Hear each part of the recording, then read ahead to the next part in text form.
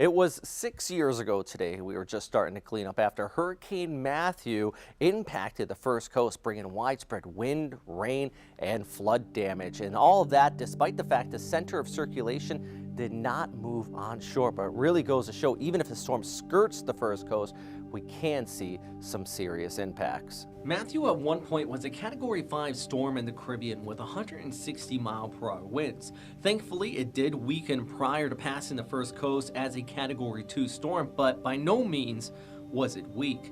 Despite being roughly 30 miles offshore, the storm surge started to flood homes in Flagler Beach, then increased further towards the north in the St. Johns County, where a surge was seen upwards of 5 to 7 feet, bringing severe damage to the St. Augustine area.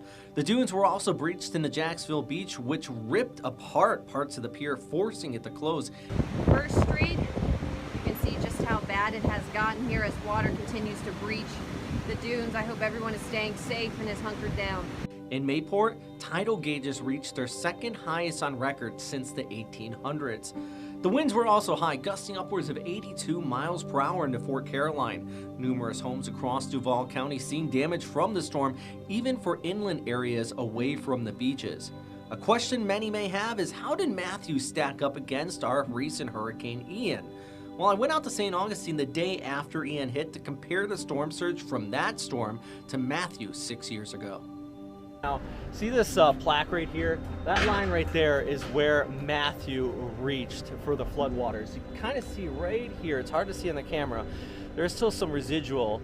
That is the peak of Ian here in St. Augustine, right along the bayfront. Still high enough to cause some problems.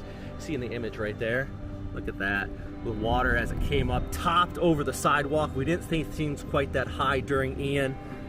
And you can kind of see the image of where it kind of came up here. We didn't see it quite that high. High enough still, of course, to cause problems and still cleaning up here in St. Augustine. I'm meteorologist Robert Spetta.